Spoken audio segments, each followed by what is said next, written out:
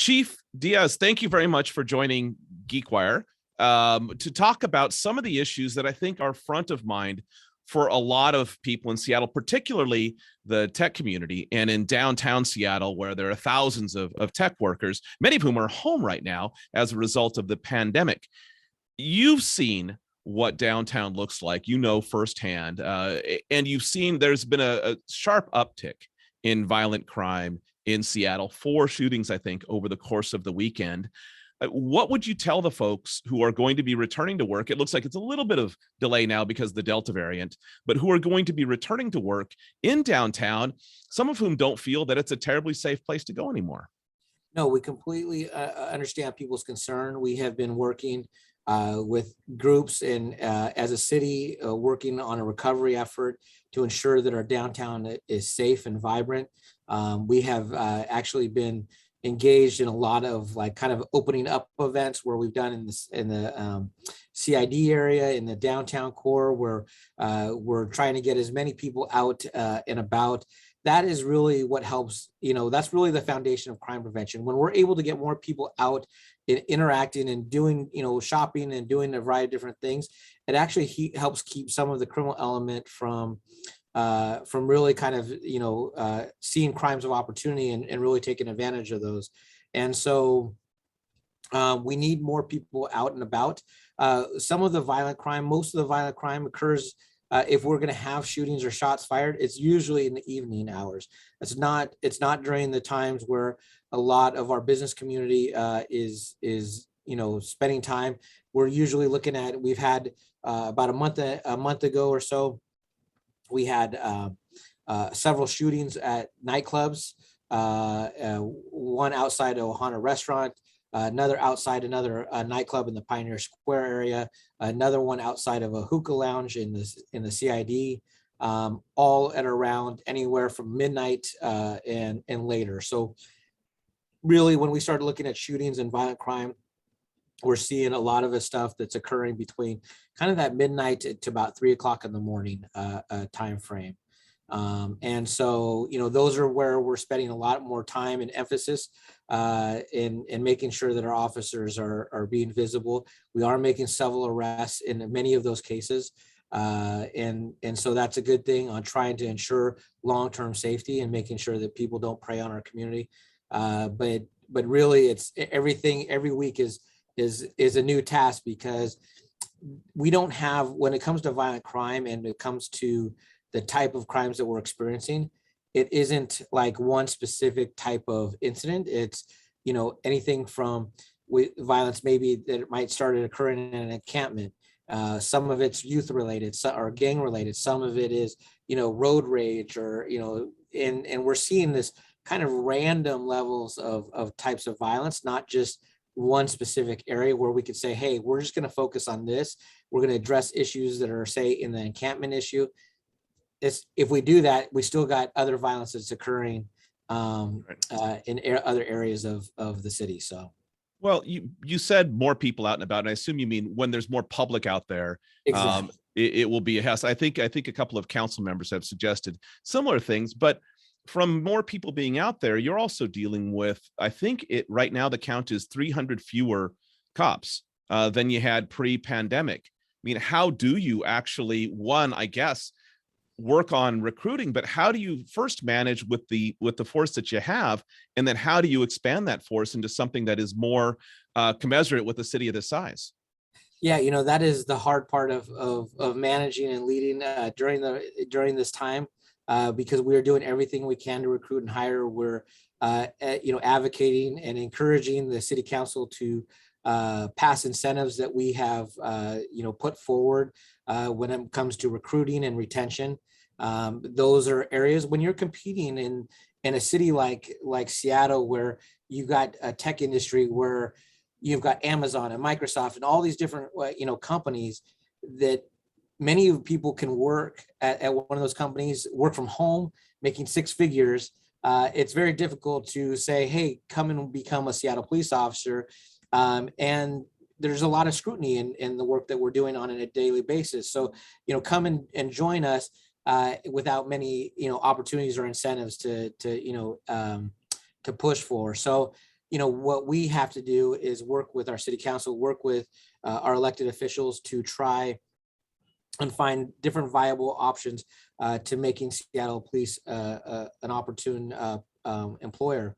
And I think, honestly, when you look at people that are, looking to join police departments across the country, people come to Seattle because of our reputation, our national reputation, and dealing with people in crisis and dealing with a variety of different things. We have really led the nation in many areas of policing, and we're continuing to learn and adapt and evolve. We still have to, adjust even from last year's events and the impact that we had in the community from the riots. And so, that's what makes Seattle's police department so special, is that we're really has a growth mindset, and we're really focused on always adjusting and figuring out ways that we can do better. And that's what draws people to also join the Seattle Police Department. But when you're competing with other technology institutions, it's very difficult when they have other incentives that make it viable for them. Sure, but to go back to that point, though, I mean, you're also in a way competing with, I think, the morale of the existing department that you have, and perhaps a perception, valid or not, about the city council. I mean, what are you have now, weirdly enough, a wealth of data on exit interviews that are telling you why people are leaving. And I imagine some of those reasons you would never be able to answer if they want to go to another town or something like that. But there are reasons that actually are, I assume, could be addressed within the city of Seattle. What are you reading in those and hearing in those exit interviews that gives you, pause, or makes you think like the solution's going to have to come from outside the department as well as inside the department? Yeah, we've actually been talking with a couple of city council members that have expressed support of the officers. They have, been advocating in making sure that we're hiring, and then also it's figuring out how we can, get some of the incentives and recruiting incentives and retention incentives passed, so we, for the officers to start to feel like, I am appreciated for the work that I do. Every day they go out, they're putting tourniquets on people. They're putting chest seals. They're giving CPR. They're providing life-saving measures, across the board. They're saving lives every day. And my job is to recognize the hard work that they do. And I know that there are competing interests, and it makes it very difficult for some of the officers to feel like they're appreciated by some of the elected officials. But as what I tell the officers, I can't control that. What I can't control is how we as a department support you and support the work that you do every single day. And my job is really to make sure that they have the equipment, the tools, the training, and every aspect to be successful in making sure that our city is safe. Do you feel like you need to personally, as the chief, improve the relationship with either the mayor's office or the city council? I have a great relationship with the mayor's office. They've supported a lot of the work that we have continued to do and evolve with over the last year. And I think as we push with the city council, we're starting to see some city council members express that level of support and start to assist us in advocating for some of the retention and recruiting incentives. But yeah, I mean, these are things that we're working on a daily basis to show that the officers, that they have some, that there's that building support. They're hearing it from community members. And I do roll calls. I actually go out to shooting scenes. I'm very much involved in everything that's going on because it's important for me not to just sit in an office. It's important for me to be out there supporting our officers. And officers will tell you, we're hearing more and more about the support for their work and from community members, and that's a good thing. They're so appreciative of that, and I would actually encourage community to just say thank you to officers and just say hi and just welcome them and make them feel a part of the community, because that's really what we're trying to do, is making sure that our officers are engaged and active in building relationships with our community.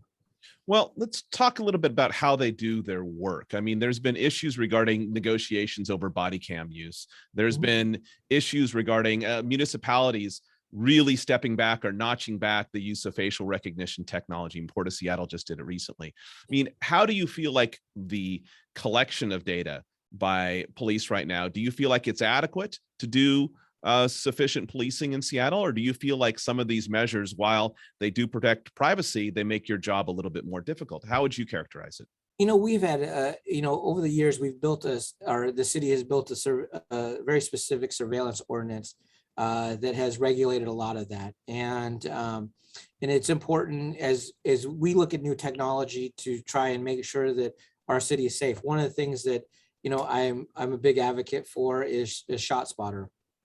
I think ShotSpotter can really help us, shave, minutes off our response time to shootings. And let me jump in real quick here. Could you, for the people who are going to be watching this video, can you explain to them what ShotSpotter is? Because I've read about it and it's pretty interesting.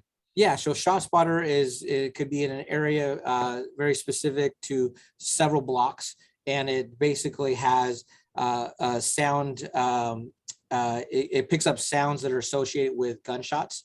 It doesn't pick up. It's not focused on people's conversation, because it's not a Big Brother system. It's very much focused on actual gunshots, and through that system, it alerts. It's connected with our dispatch system, so it alerts basically, instead of somebody will call 911, but it's actually picking it up right when it actually occurs, and it really does create a more efficient response time to that specific area, because we know that basically these sound things are within several blocks radius, and so we know exactly where that shooting or shots fired might have been occurring from, and so that has been something that we've been discussing for years, and we've had community groups advocate for it as well, community members that have been in our Black and brown communities that have advocated for it, and while some others are not advocating for it. So I think that there's technologies that we can look at that can create a better and more efficient response to addressing public safety issues, and that's really what we want to be focused on. We want to make sure that even if we look at a technology, that we are mindful of the impacts that it could create in our Black and brown communities. We want to make sure that we have very strict restrictions, and that we're always auditing our efforts and how we use that level of technology.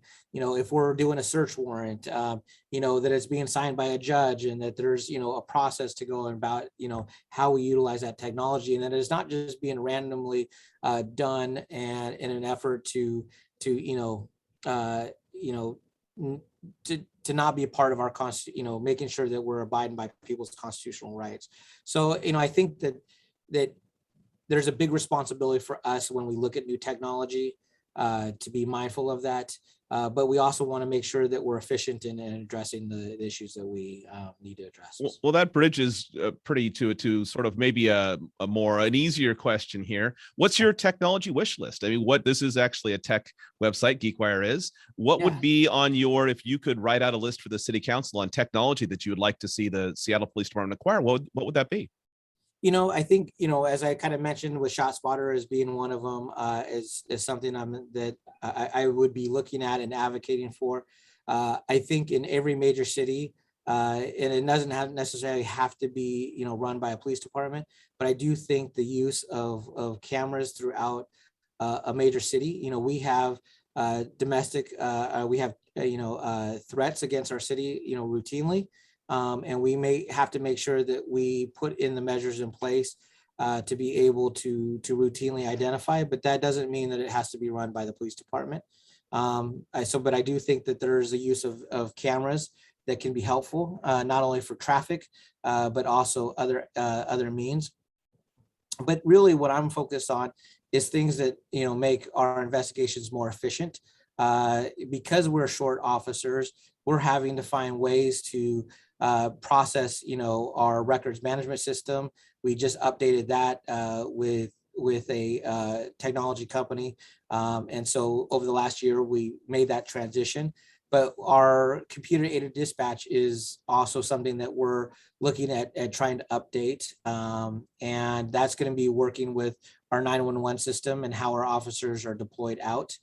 And then also, how do we create a more efficient online reporting system?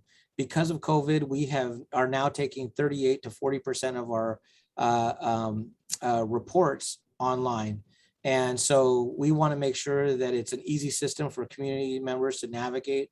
And so we're looking at that type of technology or software that allows us to be able to capture those types of reports as well. So those are just some basic things that we're looking at. We've had partnerships with Accenture and others to kind of do an evaluation of all of our technology needs. And that's still an ongoing, what we call a blueprint for technology that is going to be something that we're going to be releasing down the road about some of the technology that can be more helpful in our ability to do our jobs. But you referenced in your answer about these things. These are like a 911 system, or the camera system doesn't need to necessarily be run by the Seattle Police Department. Talk a little bit about outsourcing. I mean, what would you, given your lack of officers, or lack of as many officers as you would like, there's clearly a whole bunch of tasks that you probably would like to see, and that they would like to see maybe taken off their plate. What would those tasks be? If you could, in an ideal world, what would you outsource from the Seattle Police Department as it exists right now? Yeah, I mean, I think that, as we kind of focus on reimagining policing over a decade, we took on a lot of work that other entities probably did, because we're a 24/7 organization. And so what I would actually look at, can we not be involved and engaged in stuff related to homelessness? I think that there are better social services that can do a lot of that work. I think that we have already, put forward a plan regarding what we call triage one, is to help address the person down calls. So people that are found passed out for a variety of reasons, could be, because of intoxication. So whether it's drug and alcohol related, or have a medical issue, we were routinely responding to about 8,000 calls for service just in those types of calls. And we would then have to call fire or call another entity to be able to respond. And so, like, I would love for that to not be part of our department's work. When we're talking about crisis, I think that when we're dealing with people in crisis on a routine basis, I think that there are, mental health services that can take a lot of that work on, and we can probably handle the most probably egregious type of crisis calls, people that are armed with weapons, that are stuff that's associated more with criminal activity, and really be able to reduce the other calls that are that maybe other services could provide. We respond right now to almost 11,000 crisis calls a year, and we find ourselves, actually, and only about 1.5% that we actually use force. So we do a really good job of finding ways to de-escalate and getting people the services and resources that are needed. But I don't think that we're the best entity to do that type of work. I think that there are other entities that specialize in that work. But when I look at mental health and I look at the capacity of the mental health system, they're at capacity. And it's going to take years for them to really kind of build up that ability to address it. So right now it is the police department doing that work, but I do see in the future that this is something that I would like for us to not, necessarily be at the forefront of that work. What about the entire 911 system? Let's say, for example, do you feel like one should be completely outsourced away from Seattle Police Department? And two, do you feel like maybe 911, should 911 even be the number that people are calling? Should there be different numbers for different situations, or should the people within 911 be then routing it to those different things, if you get my drift? So should that be a routing company, or should we actually be dialing into something else? No, that's actually a great question. And when I look at, there's one of the CAD systems, so the computer aided dispatch system, that we have been in discussions with. They actually have the ability to do community dispatching. And to your point, where, people will call 911 because we're so ingrained and entrenched in our culture if they see an issue, they're going to call 911, regardless of whether they think a police officer is going to respond or whether they think a community worker will respond. And I think that having a computer aided dispatch where they say, hey, maybe this is the work for a CSO, or maybe this is the work for triage one, or maybe this is work for another entity to do, community work, or maybe it's a joint response where you have a social worker and a police officer respond. And I think that there are technology to be able to do that kind of community aided dispatch as well as a police dispatch system. And I think you're right. Maybe it is trying to find kind of a new, 911 system, like a 411 or whatever it is that people want to be able to dial into to be able to respond. But I think it's really having a software technology that's able to do community dispatching as well as police dispatching. I've been so used to having the 911 system within the police department. It was hard to think about having it outside the police department, but I know across the country, many entities they have their own sole system of running it. Like the dispatch system is out of police departments. Some are run by that it's a separate system from police and fire, and that they can dispatch fire and police. So there's all sorts of models out there that have best practices. I don't think we need to own all of that, but I do think we have to make sure that we've got such a good, tight working relationship with the dispatchers, because we're routinely we're dealing with the same calls. They're dealing with the trauma on one end, and we're dealing with the trauma on the end of where we're responding to those type of 911 calls.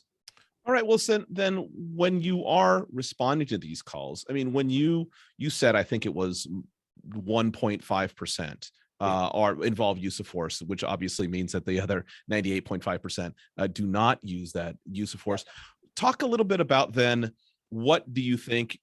I mean, it's always a little bit, when people start referring to percentages, I mean, sometimes they don't tell us what we really want to know. And even that 1.5%, if that's historically been the case, still has led to a push for some measure of police reform. So yeah.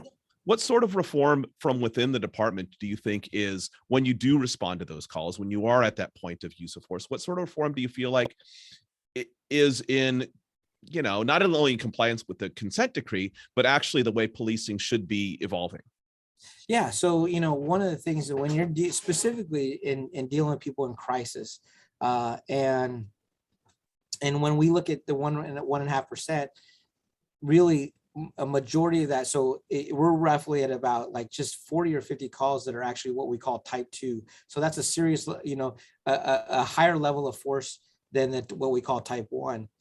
So we only have not too many. When you look at type 3, we then only have a couple of handfuls of type 3, which are serious levels of force. Could be a broken arm, could end up, a deadly force encounter. And those are the incidences that are really the high profile incidences. And one of the things that we're really trying to make sure, we're looking at technology. So we've been looking at what we call bolo wraps. It shoots out these kind of wires where it's able to kind of keep people, say like their legs confined or their arms connected to their body. So when we are, the ones that are most challenging are when we're dealing with people in crisis and they've got a knife. Right. And so those are the ones that, will also sometimes result in sometimes a deadly force encounter. And that is, that is the ones that we're trying to figure out. How do we look and evolve, and how do we make sure that when we respond to a scene where somebody's got a knife and they're in crisis and their focus harm is themselves, like how do we focus on making sure that we save their life rather than take their life? Right. And that is, one aspect of the training that we're doing. Right now, we're constantly, like I said, we're evaluating technology, seeing if there's other ways that we can resolve a situation without having to go hands-on. And then, also trying to figure out how do we use our tactics. So one of the things that we focus on is time, distance, and shielding. So if we have time, we have options. If we have distance, we have options. And if we are, if we're able to put our car in a place where it creates a barrier, we have options. And so, with those options, we also want to have less lethal options. We want to have the ability to use, the taser, the bolo wrap, the 40 millimeter, the N303, so there are different options that we can use to be able to hopefully get people into custody and hopefully make sure that having to use deadly force is our last resort. And those are the ones that are the most tragic. Those are the ones that really capture the image and say, hey, like, why do we need to have police respond to this? And we've got to try to figure out a better way to respond to those types of things. And I don't know if it's going to be perfect for in everything, but that's the reason why I want to make sure that on the front end, we're doing a lot of prevention intervention work with making sure that mental health professionals are really treating people in their crisis and getting them the resources and services that are needed. And it doesn't necessarily have to have the police officers to respond. Like, people, as long as their needs are being met, it probably won't end up being something that we need to respond to eventually. All right, so let's use a hypothetical then. The city has an additional $10 million to spend on mental health that would ostensibly aid the police department, or actually on the police department. What do you choose? One of the things that we have actually been doing over the last couple of years is we have a co-responder model. So we've actually hired 5 mental health professionals to be employed within our department. And that has been a success across the country. When you look at Los Angeles Police Department, they have over 70 mental health professionals that are employed within their department. We have 5. And I know we're not as big of a city as LA, but I would actually say we need to encourage, having of that 10 million, we need to make sure that we've got the amount of, officers, what amount of mental health professionals to support the officers in their work on a daily basis. So that would be part of your wish list for the city budget then, would be adding those positions to the SPD. Yeah. And so right now, then I would actually say some of that money also needs to be in mental health services, to build up the capacity of just the profession and industry. Right now, a child that is experiencing, a depression or crisis can take up to 5 to 6 months before they can actually see somebody that can, address their needs. And that's just unacceptable. I mean, when we're waiting 5 or 6 months to address needs that are now, like, you just can't have that. And that's going to be the long-term effects that affect us, out in the field. It's going to be stuff that we see, especially our young people. They're going to find addiction to, drugs and alcohol because they have nothing else to cope with. So I would say some of that money needs to be into that mental health, while some of that also needs to be investments with having mental health professionals within the police department as well. How do you, when you talk with the rank and file officers, I mean, how do they feel? Do you feel? I mean, and I know that there's no one monolithic opinion about anything within a police department, but how do they feel about, I mean, one of the things that gets brought up a lot is the various, the Antifa protesters, the Black Lives Matters protesters, or on the other end of the spectrum, the Patriot Prayer folks, the Proud Boys. I mean, how do your officers feel when they are dealing with protesters right now? Do they feel like the new restrictions, say, on use of force are going to be a problem from handling big protests, or do they feel like they just need more people? And what do they say when they see these organizations? Do they see them all in the same way, or do they see them all as distinct and change their tactics accordingly?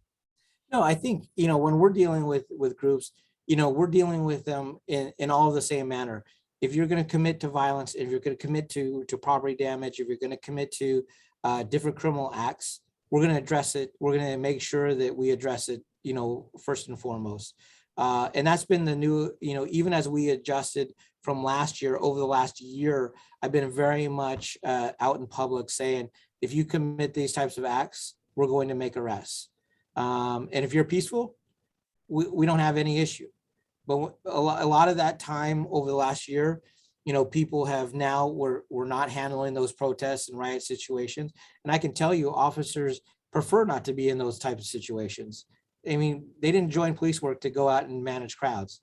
They joined police work to go out and do police work, and that is address public safety issues and violent crime and shootings and rapes and robberies and everything else that has been associated with. So, for the officers, they prefer to not have to deal with that.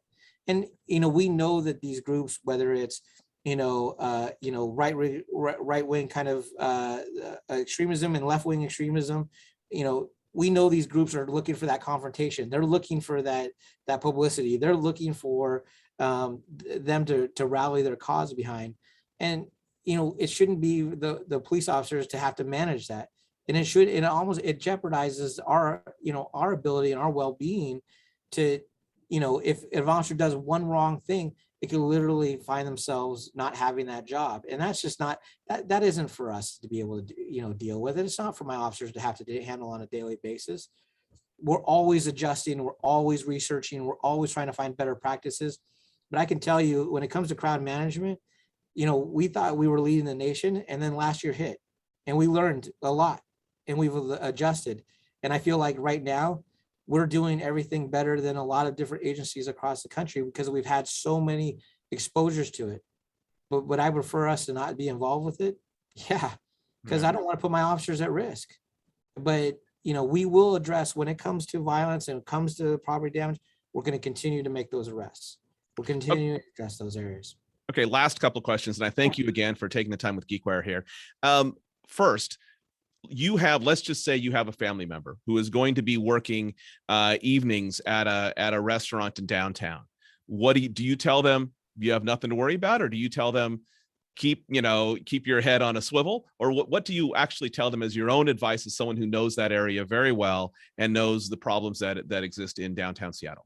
Yeah, honestly, I don't think I think a lot of times when people say, oh gosh, I'm going to a city that isn't like Seattle, people go, oh, I don't have to worry. No, I think we all have to be vigilant in everything that we do. When we go to a restaurant, when we go to a movie theater, when we look at violence, violence has occurred in our theaters, in our restaurants, in all sorts of communities. So I think what I'm asking people to do, be vigilant. Don't be with your head in your phone and looking down, and not, because you will be potentially a victim. Like, people will see those opportunities to make you a victim. So be vigilant, but don't be hyper vigilant. Don't be so worried that you can't just have a good time, that you can't just be able to enjoy the atmosphere and enjoy the environment. And so yeah, be vigilant, but don't be hyper vigilant. Go out and have a good time. I actually, routinely have dinner in downtown Seattle. And, while I know that at times it's very easy as a police chief, because, you are the police chief, and you have sometimes a gun. And, but, I still have to make sure that I'm vigilant about everything that I do. Why? Because my head is very recognizable. My face is very recognizable. And so that can't stop, people from just also having a good time as well.